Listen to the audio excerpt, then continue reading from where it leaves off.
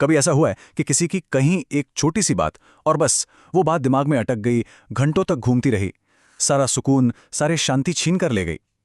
आज हम एक बहुत ही पावरफुल टेक्निक को समझने वाले हैं। एक ऐसा तरीका जो इस दिमागी उथल-पुथल से बाहर निकलने में मदद करता है। ये तकनीक माइंडफुलनेस एक्सपर्ट गिरीश झा के काम पर आधारित। चलिए एक छोटा सा उदाहरण लेते हैं। आप ऑफिस जा रहे हैं, ट्रैफिक में किसी ने कट मार दिया या किसी दोस्त को फोन किया, उसने उठाया नहीं। है तो ये छोटी सी बात है ना, लेकिन कैसे कैसे ये एक छोटा सा पल हमारे पूरे दिन पर कब्जा कर लेता है। एक अच्छी खासी सुबह अचानक बेचैनी में बदल जाती है। तो सवाल यह है कि आखिर ऐसा होता क्यों? निक के साथ भी कुछ ऐसा ही हुआ। उसके लिए किसी की एक सीधी सी ना सिर्फ एक शब्द नहीं थी। वो ना घंटों की चिंता बन गई, खुद पर शक की वजह बन गई और एक अजीब सी बेचैनी में बदल गई। ये ना एक ऐसा मानसिक जाल है जिसमें हम सब कभी ना कभी तो फंसते ही हैं, जहां एक जरा सी चिंगारी पूरे जंगल में आग लगा देती है। तो ये जो जाल है जिसके बारे में हम बात कर रहे हैं, निक जिसके अंदर फंस गया, आखिर ये है क्या? क्यों एक मामूली सी बात हमारे मन पर इतना गहरा, इतना लंबा असर छोड़ जाती है? चलिए इसकी जड़ तक पहुंचते हैं। पता है इस सारी उथल पुथल का असली विलन कौन है? वो है हमारे दिमाग का एक हिस्सा जो हमेशा ऑटो पायलट मोड पर चलता है। एक्सपर्ट्स इसे डिफॉल्ट माइंड कहते हैं और यकीन मानिए हमारी ज्यादातर मुसीबतों की जड़ यही है। तो ये जो डिफॉल्ट माइंड है ना, इसकी एक बड़ी अजीब आदत है। ये क्या करता है? ये बिल्कुल सीधी साधी न्यूट्रल चीजों को पकड़ता है, जैसे किसी का ना कहना, और उसे एक पूरी कहानी बना देता है। हमारे दुख की कहानी, हमारी बेइज्जती की कहानी। यूं समझिए, बारिश हो रही है। ये एक इवेंट है, एक घटना बस हो रही है। इसमें कुछ अच्छा या बुरा नहीं है, लेकिन अरे यार, बारिश की वजह से मेरा तो बाहर जाने का प्लान ही चौपट हो गया, और फिर दुखी हो जाना, ये बन जाता है इंसिडेंट, यानी एक प्रसंग। हमारा डिफॉल्ट माइंड हर इवेंट को इंसिडेंट बनाने का एक्सपर्ट है। असल में हमारा ये जो डिफॉल्ट माइंड है ना, ये अक्सर थोड़ा नादान होता है। मतलब सच को देख नहीं पाता, हमेशा कंफ्यूज्ड रहता है और फौरन रिएक्ट करता है। और सबसे बड़ी बात, ये भुलक्कड़ है।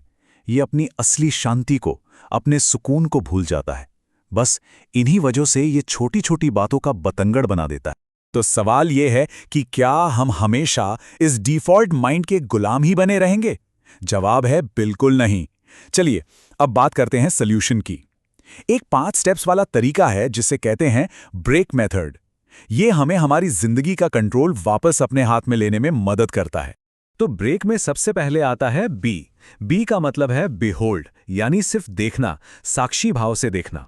सोचिए कि मन में जो भी विचार और भावनाएं चल रही हैं, वो एक मूवी स्क्रीन पर चल रही फिल्म है, और आप बस आराम से कुर्सी पर बैठकर उस फिल्म को देख रहे हैं। आपको उस कहानी में कूदना नहीं है, हीरो नहीं बनना है, बस दूर से बिना जज किए देखना है। और ये सब कुछ साफ कर देती है। हम वो विशाल, शांत, ठहरा हुआ आसमान है, और हमारी चिंताएं, हमारा गुस्सा, हमारा डर, वो तो बस आते जाते बादल हैं। हम बादल नहीं हैं, हम आसमान हैं। इस एक बात को अगर गहराई से समझ लिया ना, तो समझिए आधी जंग तो वहीं जीत ली। ठीक है, अगला स्टेप है आर, रिकॉग्नाइज, यानी पहचानना। यहां हम अपने दिमाग का इस्तेमाल करते हैं, थोड़ा स्मार्टली, उस भावना से थोड़ी दूरी बनाने के लिए। हम उसे बस एक लेबल देते हैं, एक नाम। ओके, ये सिर्फ एक विचार है, बस इतना ही। और ये 3 सवाल, ये बहुत पावरफुल हैं। ये हमें फौरन याद दिलाते हैं कि हम अपने विचारों के मालिक हैं, गुलाम नहीं। सोचिए ये छोटा सा सवाल, क्या मैं एक विचार हूं? इसका जवाब क्या होगा? जाहिर है नहीं। और जैसे ही ये एहसास होता है, हम उस भावना के चंगुल से आजाद हो जाते हैं। अब आता है ई, यानी एंड, समाप्त करना। लेकिन यहां एक जरूरी बात है, समाप्त करने का मतलब लड़ना या दबाना नहीं है।